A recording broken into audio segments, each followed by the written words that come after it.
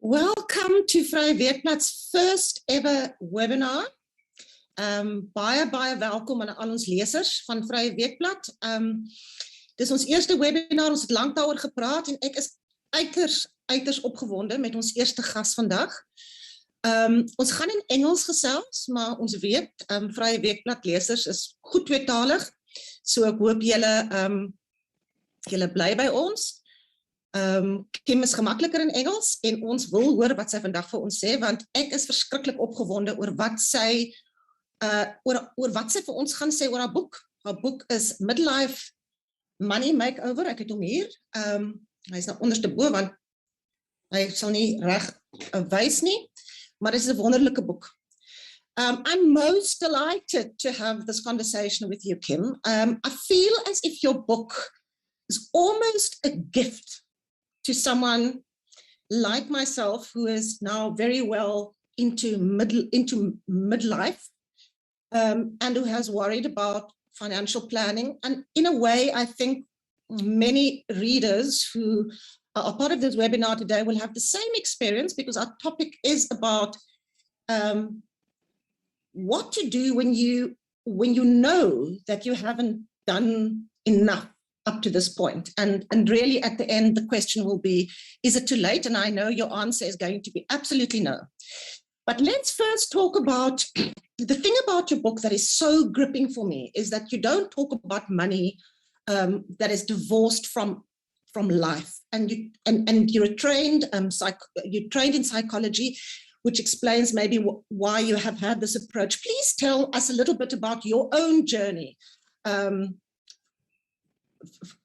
coming to a place where you're now a financial planner, but a very different kind of financial planner than many of us are used to. Thanks, Anneliese, and thank you for letting me join you today in this conversation. Yes, I am a financial planner. That's a little bit different, but I am a certified financial planner. I've gone and retrained to get my qualification in financial planning. I'd always thought that I was going to do this work as being a psychologist. And then I realized that nobody goes to their psychologist to talk around money. And my real belief and my purpose is that I want to help people with their relationships with money. And I found there is a real need for this. I come from quite a dysfunctional family around money, having had a childhood where I had a dad that ran everything and he kind of ruled us all with the money. And I didn't want that for other people. So I really wanted to help heal people's relationships with money. And unfortunately, money, you cannot be seen in isolation to your life. And I think that's where financial planning has gone so wrong in the past. People have gone in to talk around getting a policy or getting an investment, but in isolation to life. And then you wonder why you don't stick to it, or you wonder why you haven't got a plan that's going to be able to get you where you want to go. The whole thing is you need a life plan and you need a financial plan. And if you have the two together, that's going to be able to get you on your journey. Just a plan for your money on its own is definitely not going to get you where you need to go. And that's why I've combined the two together, Anneliese. And I think that's why I'm able to help so many more people than just a traditional financial planner. You talk in your book about everybody having a money story, and you've just spoken a little bit about your own money story. And that's part of your process, is that people must unpack their money story. Why do you think we have such a complicated relationship with money? Or most of us, I suppose.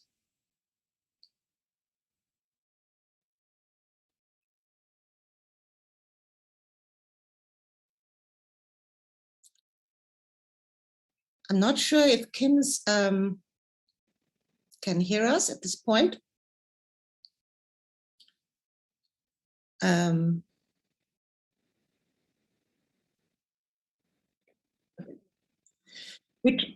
We're trying to get back. We're trying to get hold of Kim. She's in Stellenbosch at a hotel in a boardroom, and we were a little bit worried about the connectivity, and it seemed fine, but I think something's happened on that side. I'll tell you a little bit more about Kim's book. It's just come out. It's called Midlife Money Makeover, and it says easy to follow lessons This is the blurb on the book by Bruce Whitfield, who many of you will know from 702. He says, it's easy to follow lessons to take care of your future. And I read the book yesterday, and I literally couldn't put it down. It feels almost like a midlife, it's a calling to actually look into your own life, into far deeper issues than money. And in the process of trying to figure out what you want from the second part of your life, you then are encouraged to look at your relationship with money and to make a financial plan. And I'm hoping that when Kim comes back, we can get into that a little bit more. Just before the connection broke, I spoke about the fact that so many of us seem to have complicated relationships with money. And when Kim and I spoke yesterday, we spoke about the fact that many of us feel a certain amount of shame talking about money. We feel embarrassed to talk about money. It feels kind of dirty to speak about money. And I think that's part of what she says is so important to address, because unless we are able to be open about our own relationships with money and how money makes us feel, we can never break that cycle where your own money story in the end becomes a self-fulfilling prophecy, and you don't maybe make the decisions that you should be making. Ek wil net sê vir die Afrikaanse lesers, ons het 'n baie spesiale aanbod vandag. Almal wat deelneem aan hierdie webinar kan wil inteken op Vrye Weekblad en nog nie 'n intekenaar is nie, sal 'n 50% afslag kry. En vir huidige lesers wat reeds ingeteken is, baie dankie, gaan ons 'n naam trek van die mense wat deelgeneem het, en een leser sal 'n gratis 6 maande subskripsie kry tot Vrye Weekblad. But of course, Vrye Weekblad is not only for Afrikaans-speaking people. And if you are an English-speaking person, this is still one of the most exciting places to go for interesting journalism. So you are also most welcome to become a subscriber to Vrye Weekblad. Vrye Weekblad's on the web. It's at vryeweekblad.com.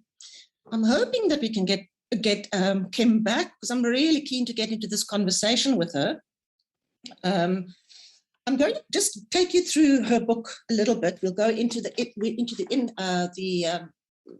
the contents, the table of contents, and maybe we just go through that a little bit. Kim talks about the myths we tell ourselves about money, and those myths are obviously informed by our own personal money stories that come from our childhood and then become kind of our narrative around money.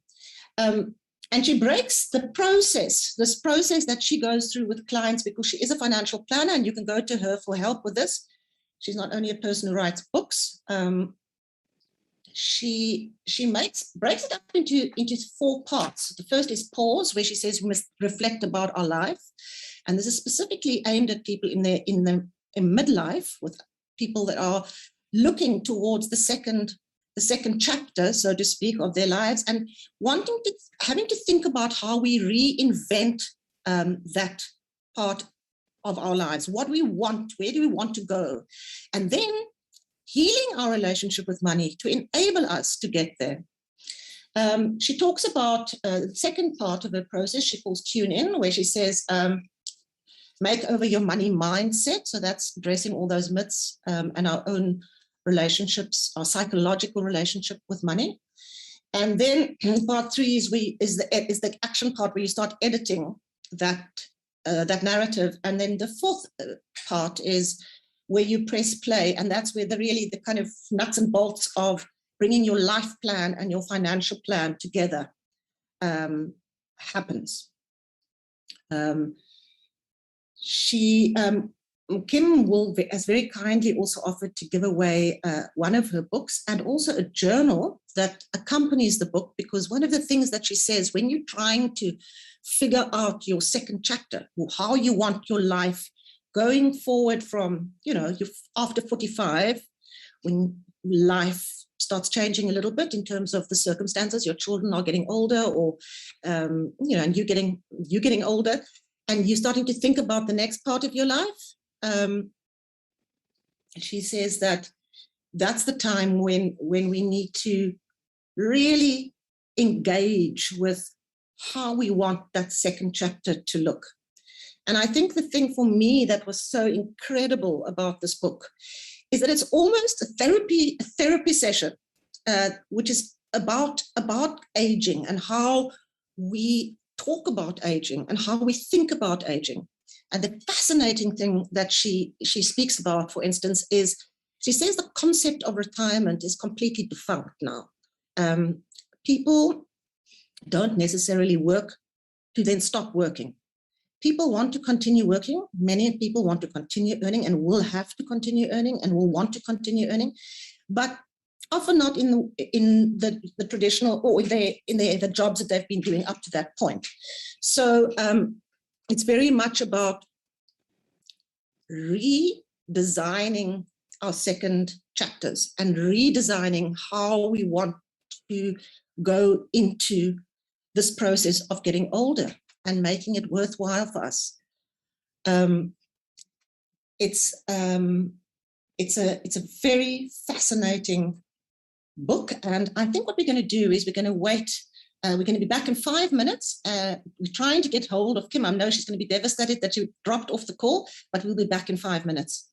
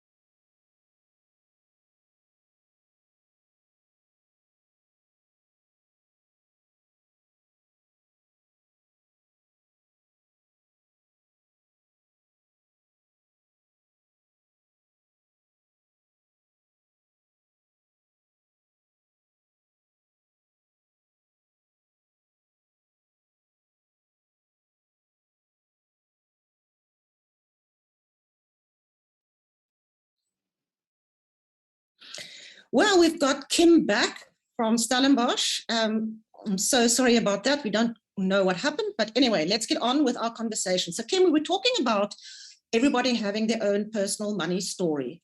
And I asked you, why do we have many of us have complicated relationships with money?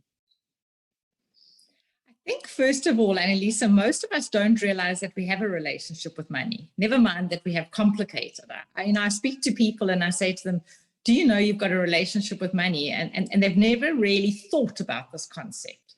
Money is one of those things that we have from when we're born up until we're dying and we're planning around it. Yet it's this taboo subject that we don't want to talk about. So I think the first place to start is actually to identify, yes, I have a relationship with money. Okay, now it's to say, is money my friend or is money my enemy? Now, most of us haven't thought about it, as I said, but also then money is something that we don't feel comfortable with. So guess what? Because we don't feel comfortable, we just don't deal with it. And because we don't deal with it, then we're not in control of it. And I think that's the biggest thing, is how focused are we on the money so that we actually have, I don't want to say in control of it, but we play an active role. Now, I think if you go back, most of our relationships with money are formed by the age of 7, which I didn't know. I've researched and I've really gone into this topic. And they formed and they go into our subconscious. So we might say, I don't talk about money. And then you can think back and you could say, why? You might have been taught somewhere in your childhood that talking about money wasn't the cool thing to do.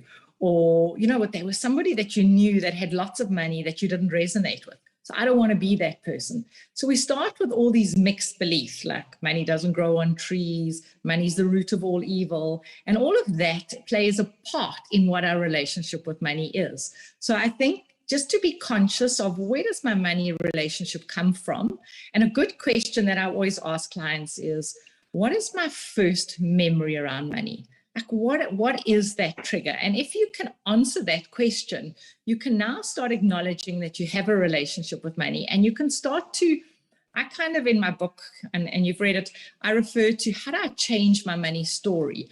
How do I not accept the fact of what it is, and really work on editing some parts out that are just beliefs and they're not really my reality. And in that way, you can really start your first step towards this whole journey of having a better relationship with money. Kim, I'm going to ask you some questions that are coming in, and then we kind of weave that into this broader conversation. So Nadine says, with smaller income that is heavily commission-based, how do you balance having all the experiences of life while having enough money to live after retirement? I feel as if you can only ever have one or the other. Okay, so let's start with that. The belief, I feel like you can only have one or the other. We often prove ourselves right in life, and because we say those things and we say them so many times, that then becomes our reality. So that's my first place to start with. My second place to start with would be, you need to pay yourself first. And this is a thing that people don't understand. Whenever I speak to people, they say to me, you know what? Whatever we have left at the end of the month, that's what we invest. And I say, no, hang on, that's the wrong way of doing it. If we are only investing what we have left over at the end of the month, we are never going to get out of this whole hamster wheel kind of living of not having enough. So my thinking is that you need to pay yourself first. And the reason you're paying yourself first is so that you have freedom to choose. So if my salary comes in and it's X, I first need to work out what I'm going to be investing. Not at the end of the month, oh my gosh, I paid everything, I have this little bit left. That's what I'm going to invest. So that mindset already, Anneliese, changes everything. And then you need to start actually looking at your investments in a different way. Some investments are for retirement, but my gosh, not everything can be for retirement. Retirement is a long way off. Some of it's going to be for actually improving myself. I am my greatest asset, getting education. Some of it's going to be from the point of view for now. So I need to have different pockets of investments. There's emergency funds, there's then investments for now, and there's investments for long term. So we really need to look at it that way instead of just thinking about retirement, because that's why I actually came into this industry. I mean, many years ago in my 20s, I started going to retirement workshops. And I heard everybody, save for retirement, save for retirement. Most people there were thinking, well, retirement's never going to happen to me. Why should I save for retirement? And I started with this whole talk of save for freedom to choose. It's not just for retirement. And all of a sudden, it's not a grudge purchase. I know that you said that you started from your first salary check. Actually, you actually paid yourself 20% of your salary. And maybe that's one way of looking at it. Take a certain percentage of what you earn and put that away in terms of paying yourself. Is that? That's exactly that. And Anneliese, it's a habit. So if I earn 1,000 Rand a month, okay, and I invest 20% of it in the beginning. That's a habit I'm going to put in place so that one day when I'm earning 10,000, I'm still going to be putting that away. But I hear these many myths that I hear so many times is, I don't have a lot of money, so I can't invest. One day when I get an increase, I'm going to invest. Or one day when I get that job, then I'm going to invest. And we find what we're doing is we're procrastinating and we're procrastinating and we're procrastinating. And actually, it's living according to your means. It's nobody else's. We should stop worrying about everybody else and what they're doing and more look at what we need. I mean, I do get people who come and see me that have a lot of money, but still not enough for them because their expenses are so much. So it all has to be looked at in relation to each other. We have another question here from Celeste. She says, you talk about having a life plan and a financial plan, but most of us didn't plan for a pandemic in our life plan. So how does one handle such huge, unexpected events without negatively impacting your financial plans? Oh, and I'm seeing so much of this. That is a great question. And I've actually put a whole chapter in my book. So when I was writing this book, it was before COVID. Obviously, for me, a book takes me a long time to write. And I was happily going along writing my book. And then COVID happened. And in that period, my husband found out that he had cancer. So I had these two unexpected events happen. And then I thought to myself, oh my gosh, this is reality. Now, life is not just this plain, everything goes according to schedule. This is what life's really about. The unexpected happens. So it's the same for everybody in COVID. Yes, we're going to have to kind of look at potentially having a new financial plan when we come out of this. I've had many people that I work with that have had to go into their investments, that have had to use their investments to get through this period. And what do? You say, oh, I'm not touching my investments. You know what I mean? You can't do that. That's not practical, and it's not what happens. And, this is often where you have somebody in your life like a financial planner who's actually guiding you through this period. And you do. I mean, if you had emergency money, that was the first money you used. I know many people that once their emergency money was finished, they had to go into their investments, otherwise they couldn't live. They'd lost their jobs or their income had come down completely. So yes, you need to reassess. A financial plan is a living document. You're forever re-looking at it. So for those of you that have gone through this, you need to re-look at your life plan. You need to re-look at your financial plan. And there's another element where you need to look at your estate plan, that being your wills and all of that as well. So you're needing to re-look at it on a regular basis, especially now there's a whole lot of changes that need to happen. Does that make sense, Anneliese? I've got a few more points to add. I just wanted to check on the rights. No, it makes a lot of sense. I mean, what I found interesting about your book, and you talk about money myths, right? So I don't know if this is one of the myths, but this is one of the myths for me, is that you think investing is only for people with lots of money. And when you say you need to, your suggestion of taking a section of what you earn and investing that, it doesn't necessarily mean investing. It also just means saving. Because one of the things that you speak about, and maybe that's, in relation to Celeste's question, you talk about an emergency fund and risk cover. And that's maybe one of the best places to start, is to make sure you have that, right? So for most people that I get to speak to, they didn't even have an emergency fund going into COVID. Okay. So when you speak to people, we've been living so much as people on a hamster wheel, where so many families that I chat to have started to use debt as if it's their own money. So, your credit card, that amount just happens to be there and you use it. So when you come into something like COVID or this unexpected event, we didn't have the right kind of, how could I say it, money to fall back on. So we didn't have money to. Okay, yeah. So and you're not alone. Please, you know what I mean? The whole thing is, I want to just put one thing out to the listeners today. None of this is judgment. Really, none of this is judgment.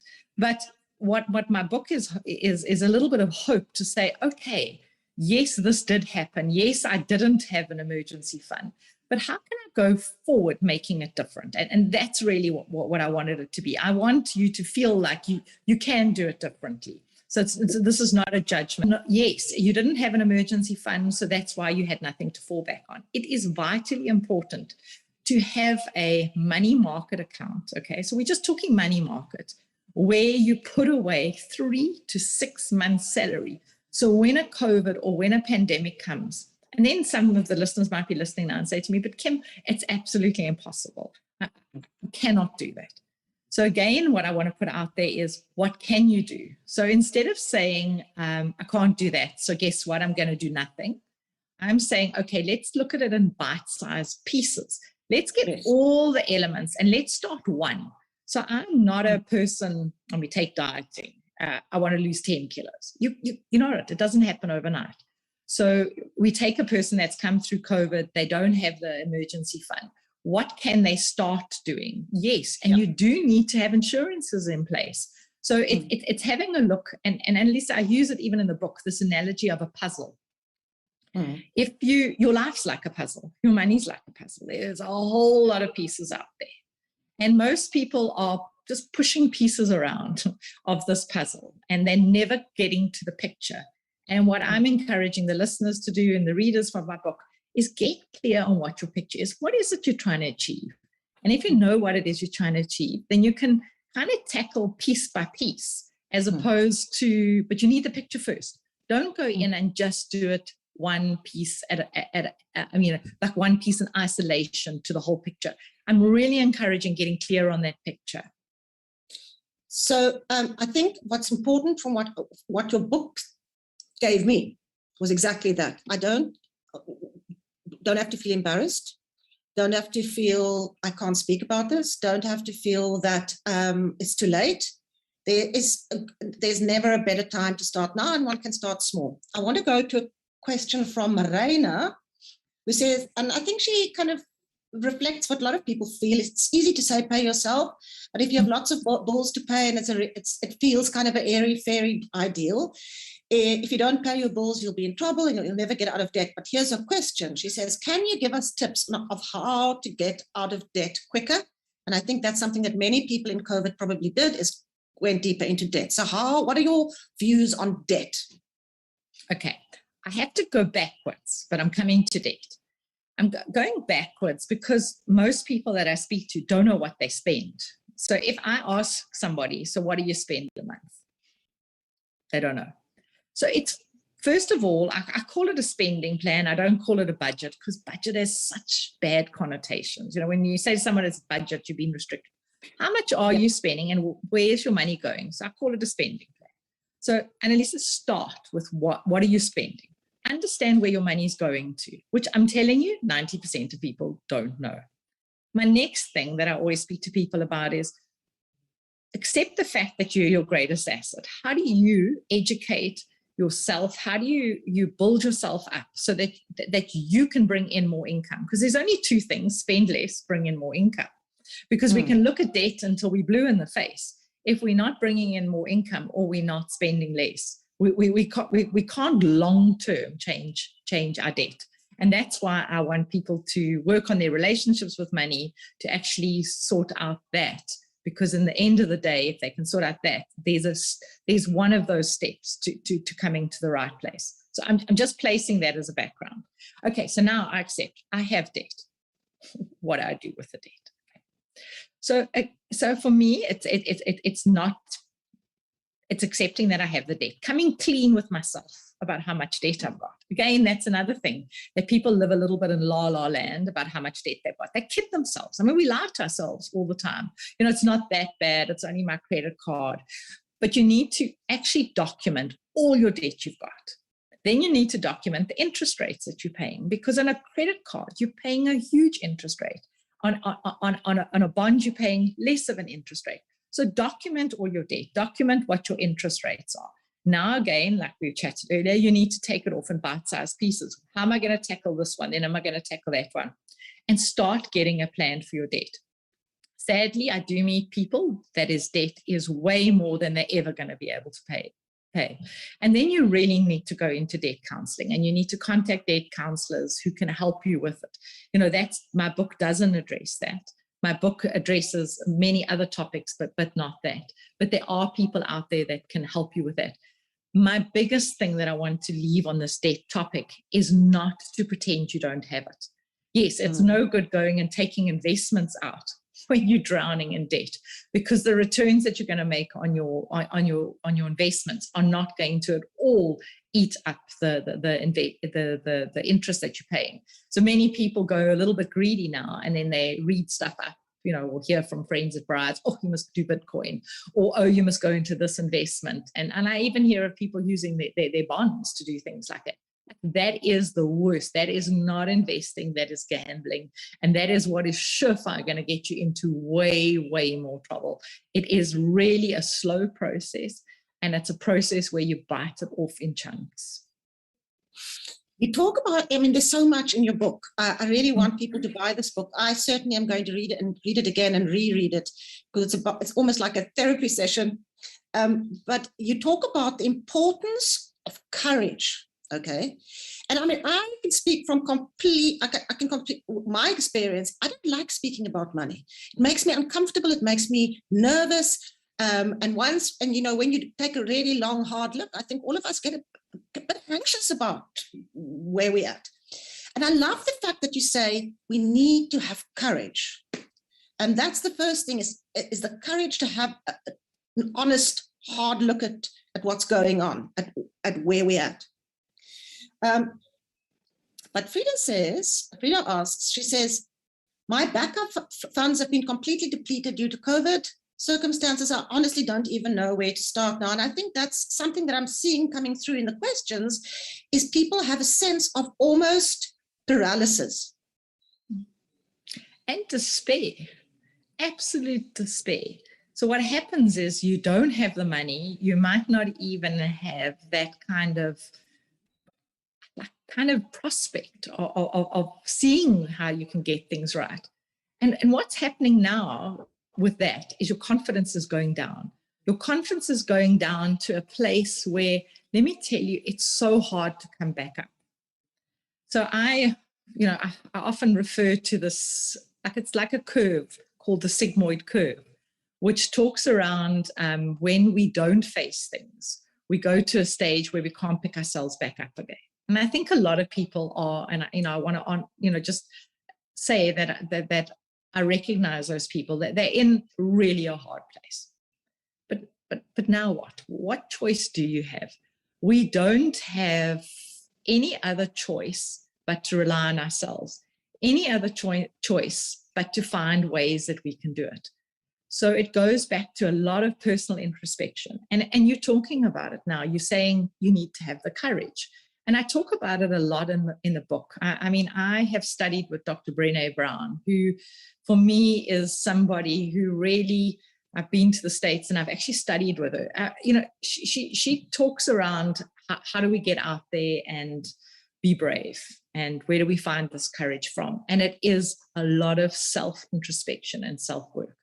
So for me, I'm not saying any of this is easy. It's not easy when you don't have the income. It's not easy when you don't have the savings and the investments and the prospects. But what are your choices?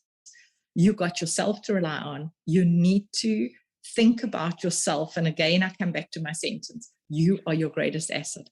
How do I reinvent myself? And that goes a lot to what I'm talking about in the book. How do I reinvent myself that I can make different forms of income? And it comes also to a discussion that I often have in talks like this around side hustles.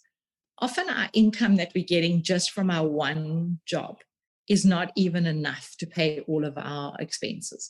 So how do we think a little bit differently? How do we start thinking out of the box? Okay, how can I turn my hobby into some way of earning money? How do I turn maybe a room I have in my home where I could rent it out? My investments, if I do have, remember, those are growing at night and they're providing me with an income.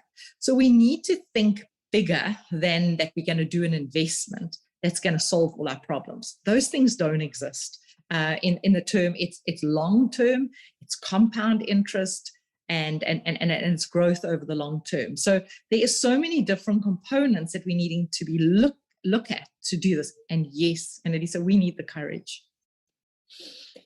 Drew says, and I can almost see the smile in Drew's question.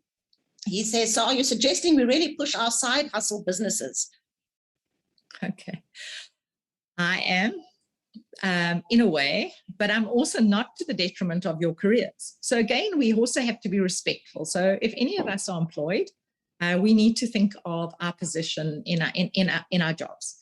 I don't want to put my job at a detriment. So I can't now say, well, we're all working from home, I'm going to be working on my side hustle and not look after my job, because that is short-sighted, because then you're going to lose your job. But even when I'm planning, sorry? And dishonest. I mean, that's part of what you say. It's all about integrity towards yourself too. Exactly. But do I potentially have a way that I could be working on weekends to earn a little bit of extra income? Do I have a way that I could be earning income in an annuity way? So yes, I definitely don't think you ever want to be not proud of yourself and not live according to your values. You'll see in the beginning of my book, I say, live according to your values, because at the end of the day, you've only got yourself at the end of the day to be proud of or to be answerable to. So no, I'm not encouraging that. But what I am encouraging you is to just think out of the box a little bit. I think we've gone so much into this old way of thinking of, I'm going to work and one day I'll have enough money that will then provide me with a retirement. I'm not seeing it happening. I mean, people are living up until 100, yet they're thinking that they can fund a retirement on 30 years of working. It doesn't happen. So even if you're in your 60s, in your 70s, I'm still encouraging people to be doing some form of work, to be getting in some form of income. Maybe it's not what you used to get in, but if you're thinking about how do you upskill yourself so that you can be, and how do you look differently, I think you're so much better positioned. And actually a retirement where you're not working is not great anyway, because we as human beings love to add value. It's all like re-looking at how you can do this whole thing. So I do think we need to think out of the box, Anneliese. The way we used to think doesn't work anymore. I'm fascinated by this concept, which you touched on now, but the concept that you say,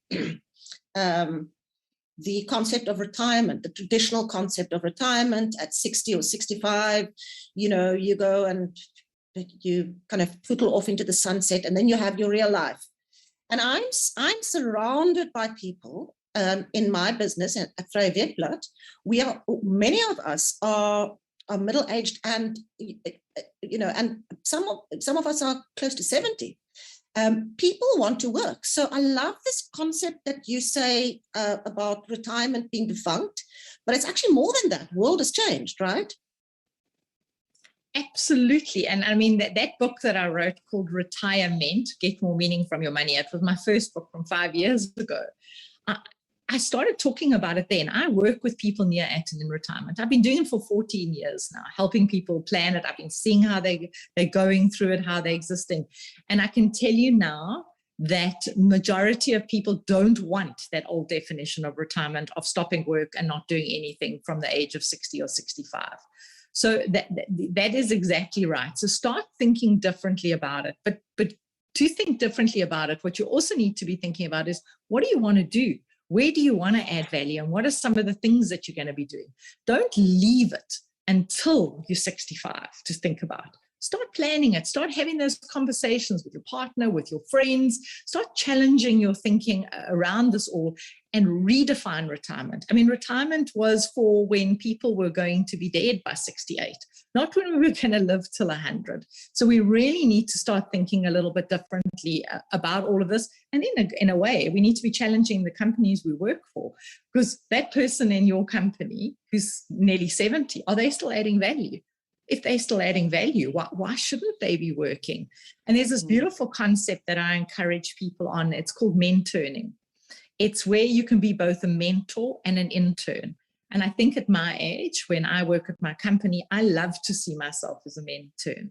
I can teach the younger generation. I do. I teach them a lot about EQ stuff, about relationship stuff. But my gosh, from a IT perspective, from new ways of doing things, I'm an intern. I need their help. And in that way, I find that the younger people want to work with me because I'm learning from them and I'm teaching them. I'm not just turning around and saying, well, do it my way. Because as soon as we do that, then companies don't want us anymore. Well, I'm not going to live to 100, but I'm certainly aiming up there. So I'm going to come and see you soon for a consultation so that we can plan all of that. I want to quickly go to 2 questions here. Question from Johan. What are the main unnecessary expenses you tell people to cut to grow savings? You know, Johan, it's so personal, eh? It really is so personal, but I mean, because each family and each person, you know, that's why I spoke earlier around that. I put that values exercise in my book. Getting clear on what your values are in life. So for some people, it is around education. For some people, it's around leaving money to their children. For other people, it's really around, you know, helping a lot of people. For others, it's just themselves. So you need to work it out for yourself. Like, what are my values? What are my guiding principles? And then you need to look at your expenses. I mean, for instance, if a car means nothing to you other than getting from A to B, start looking at why, because some people are driving cars that they're spending a hell of a lot of money on, and there's a lot of debt that they're incurring around their car. Is it so important that you show the rest of the world what car you're driving? And then yet others love driving a nice car. So you need to look at it and say, well, if I live in this big house, potentially if you're living in a big house, is that important for me? Is it important for me that I could maybe live somewhere else? I have many people, even in retirement, when they don't have enough money, they can't own their properties anymore. And then you need to start looking differently. So it is such a personal thing that I think Johan needs to get clear on his values first. Then he can start working out which ones to change. And, you know, going out might be important to somebody, but not important to the next person. So really reassessing that from an importance level and where what's bringing you the most joy. Because at the end of the day, a lot of the stuff we own doesn't actually bring us joy. It keeps us on the hamster wheel.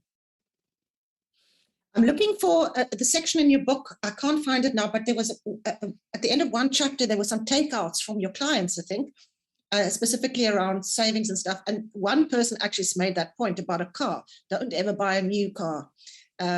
So there's a whole lot of practical advice in this book too. And Anneliese, just on that, you know, it all depends on how much you've got and how much you need.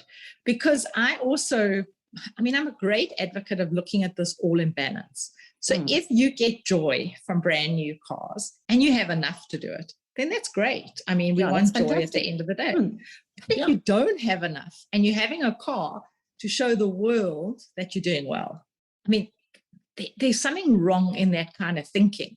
So for me, that's why you use the word.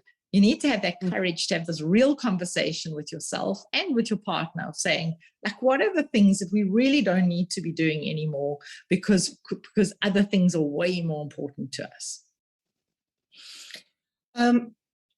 There's a question here from, okay, I think there's another Johan or the same Johan. We'll come to that now, but there's a question from Adriana.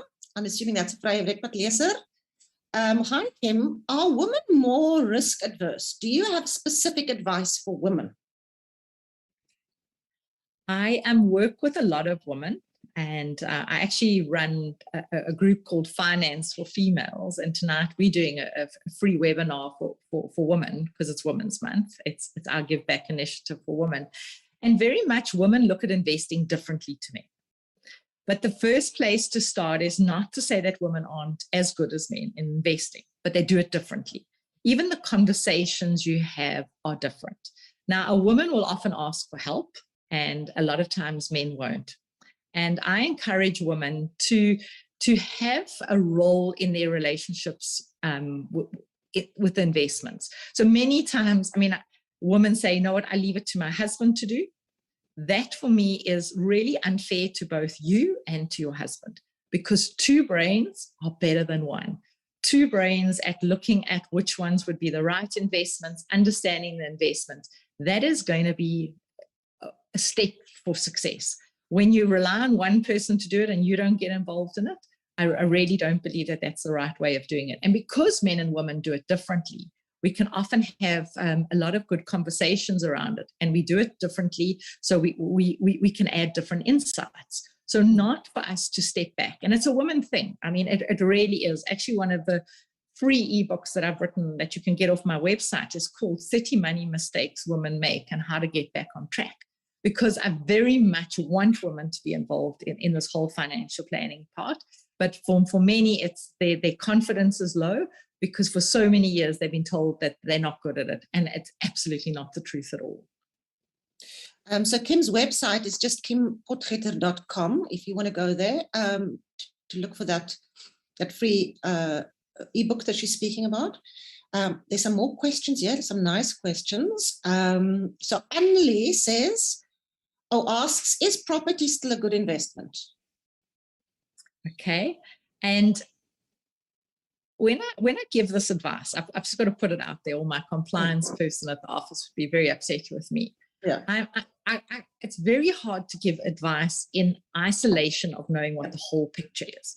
So I do believe in property, and I do believe it plays a really important role.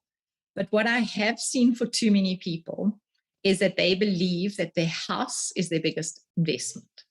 You cannot eat your home. So let's just get that straight. You cannot eat your home. So if you think that's your biggest investment, how are you going to get an income from it? And if we look going forward, very much it's around where are we going to get an income from one day in retirement? Where's this income going to come from? And an income doesn't come from our house that we're living in. Now, many people love property because they can see it, so that they feel it's tangible and they can see it. But property is not very liquid. You can't access money from it. And at the moment, a normal home that you would be renting out, say you bought a second property, is bringing in not a great return because of all the costs of the levies, of struggling to get your tenants out. But you can have a property portfolio within your unit trusts, within your investments. So there are many different elements to it. But please get out of this thinking that you're going to get your income is your house is your greatest asset that you live in, because that is a lifestyle asset that's providing you with a home, but not with an income. There's some other questions around kind of nuts and bolts, which I'm not going to go to right now because I want to just talk about something slightly more philosophical. One of the myths that you talk about in your book is that investment is risky, and that stops people from doing it. So people, again, and Lisa, this is things that we tell ourselves. So we've heard somewhere along the line in maybe, when we're still younger, don't go into shares, don't go into investments. It's so risky. Whatever you do, you know what I mean? You're going to lose your money, because we always know somebody that lost money. I mean, we always do. And guess what we remember? We remember the stories of pain. So we remember where people have lost money. But long term, if you stay in cash, that is the most risky thing. Let's go back. If you don't invest at all, that is the most risky thing you can do, because you have no investment. So most people say, well, I'm not going to do it because I don't have, I don't want to take any risk. So that's not what I'm saying. You do need to be doing investment. Then secondly, people go, okay, I'm not going to do it because it's risky. In the meantime, being in cash is risky because inflation is eating up your money. So you don't want to not be in investments because of inflation being able to eat it up. Then you need to look at what investments you do go into. And yes, it's a minefield out there. There are so many different ones that I think it is really scary for people to say, where do I even start? Again, because I'm a financial planner, maybe I say it's to get a good financial planner that's going to help you. But if not, there's unit trusts out there with really reputable companies that you can go into. You are often the biggest probably risk, because when you get emotional, you pull out of your investments, you don't stay in your investments. For me, it's compound interest of religiously putting the money in every single month and giving it time to grow. Because over time, investments get that opportunity to grow. So I hope that helps. But biggest problem is just not starting at all. Okay, so we've still got 10 minutes, and we thought we wouldn't use the whole hour, but I feel as if there's so much to talk about. I want to quickly ask you about what would a typical kind of consultation with a client be like? Somewhere in your book, you say you start by actually talking about their lives. You don't start looking at their portfolio, whether they have one or not. just take us through what your approach is to financial planning, because we also spoke yesterday that many people have this confusing or bad concept around financial planning, because they've been helped by people who are essentially salespeople who sell you kind of stuff. So just talk through your kind of philosophy around this. So Anneliese, just to put out there that I'm probably not right for everybody. So, I mean, from a point of view of I help people near at and in retirement. I charge a fee to come and see me, because in order to write a financial plan, I need to spend a minimum of 8 to 10 hours with a couple or a client, because I go into their life plan, as I said, financial plan, investment plan, and estate plan. So I charge a fee of 25,000 Rand to do it, because that you pay me a fee as a professional to give you an objective opinion. Not all financial planners work that way. There are many that would do it at a per hour fee, and it always it's a good discussion to have with them. So if you go onto the FPI website, so that's the financial planning industry website, and you go on there, they have a list of a lot of good financial planners that are able to help people. And I think that that's a great place to be able to start. Because yes, there are different people at different stages that need different financial planners. So younger people starting out potentially would need a much younger financial planner to be helping them. So definitely go onto the FPI website to find somebody. But kind of questions that you want to ask a financial planner is, how are you remunerated? So many people say to me, oh, my financial planner does it for no charge. How can anybody do this work for no charge? If you are a professional and you're adding a service, you can't be doing it for no charge. So that's where commissions come in. So our industry charges commissions. So if you come and see me and I'm not charging you, I'm going to try and sell you something the whole time, because I need to earn an income. And if I sell you something, then I'm going to get a commission. So I think having a discussion with a planner and saying, what would you charge me per hour in order to write a financial plan for me, to give me an objective opinion on this? Really is a good place to start and a good discussion point. And then if you are paying a commission, it's not all bad, then just to say to them, what is the commission that I'm paying you for the policy or the investment that you're doing for me? Understand as the public that you should be asking questions around your investments, and you should be understanding the costs involved. That's fantastic advice. I've got one question here. Is there a site that you can refer us to understand all of these financial terms like unit trusts, shares, tax-free investments, something in layman's terms that we can understand what they are and the options for investment? And this is a good question, because this is about empowering yourself with knowledge. Where do we go? So I follow a woman by the name of Maya on Money. She's in South Africa, and I don't know, I mean, she has written a book, she does have a website, and she tackles a lot of these different conversations around what is a unit trust, how do I get out of debt. So she would be a great resource for any of the listeners to look at her work, Maya on Money, because I think it's very helpful, and I know there's no charge, because she does a lot of this work to help people. So that would be a place that I would start. Again, I do think that sometimes we can get over confused with all this terminology, because then it means that you won't start. Because if I even had to look at all the unit trusts that are out there and try and choose which is the right unit trust for me, it's mind-blowing. And then again, if I get emotional and I make a decision, then I'm going to make the wrong kind of advice. So I'm encouraging the listeners to spend more time to look for a good quality financial planner that gets them, that they can afford, because it's a long-term journey. It's a long-term journey of knowing where you could get tax rebates, where you could get the right will. I mean, investing is just one little element to all of this. You know, having a will is one of the most important documents that you have. So financial plan is certainly not just where should my money be invested, it should be a unit trust. There's a whole lot of different elements that need to be going into it, like I'm saying, tax, liquidity, investments being just one of them. And then another big one is running different scenarios. If I do this, then this will happen. If I do this, then this will happen. So please take the time and find that planner. It might not be the first person. You might have to interview a few people to choose your right planner, but I think it's a worthwhile exercise, because otherwise it can be quite a daunting world out there with all this different terminology, because and legislation keeps changing. You know, so for that person that understands it 1 month, then the next month it's changing. That's what I would encourage. Kim, it's been so fantastic. There are a couple of questions around Bitcoin, and also kind of there's another question around are there any another Johan says local markets are giving me very little returns. Are there any international markets or investment schemes you could recommend? I don't know if you want to just very quickly refer to that before we wrap up. I know the big Bitcoin question.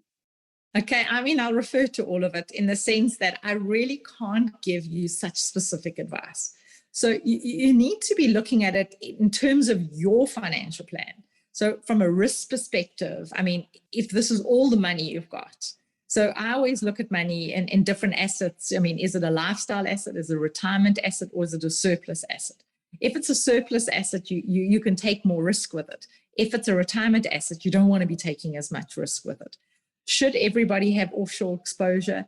It's really important in today's world to be looking more at your investments as worldwide investments. So you do need exposure offshore. But to give advice and say to somebody, oh, you need to be offshore, and actually they have 1,000 Rand, I mean, that, you know what I mean? It doesn't make any sense. And that's why, you know, on calls like this, it's very hard to give specific advice like that. These are all important elements and components of what a financial plan is, but definitely in isolation, I couldn't say whether it's a good one or not. A good investment is made up of a whole lot of this, from property to Bitcoin to offshore to local. All of these components are important. Diversification is essential. Time in the market is essential. And again, keeping your emotions in check is essential. Okay. Kim, it's been so delightful. I've got so many questions and conversations I still want to have with you, but we've come to the end of our time. I want to just once again say that this book is available now everywhere. You can buy it from Kim's website, kimpotgieter.com, and also in all bookshops. For me, this has been, I have a bad relationship with money. I'm scared of money. I don't like talking about money. And this book feels like a manifesto for the next part of my life. So I really encourage you to buy this book. And then I also wanted to say, baie dankie aan ons Afrikaanse intekenare wat ingeskakel het vir vandag. Ek hoop julle was okay met die Engels. Maar ek weet ons lesers is gemaklik tweetalig. So baie dankie dat julle ingeskakel het. As daar iemand op hierdie webinar was wat wil inteken op Vrye Weekblad, as jy deelgeneem het aan hierdie webinar, kan jy 'n 50% afslag kry. So stuur vir ons 'n e-pos. Dit sal duidelik gemaak word wat my e-pos is. Dis Anneliese Burgess @vryeweekblad.com, maar die spelling sal gegee word. En dan sal ons ook, as jy 'n huidige intekenaar is, gaan ons een van ons huidige intekenare kies en vir julle laat weet of jy die 6 maande gratis subscriptie gewen het. And then of course Kim is giving away a book and a journal, and the lucky person we will draw after this, and we will let you know.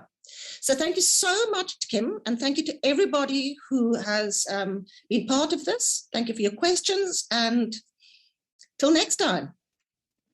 Baie dankie, Anneliese.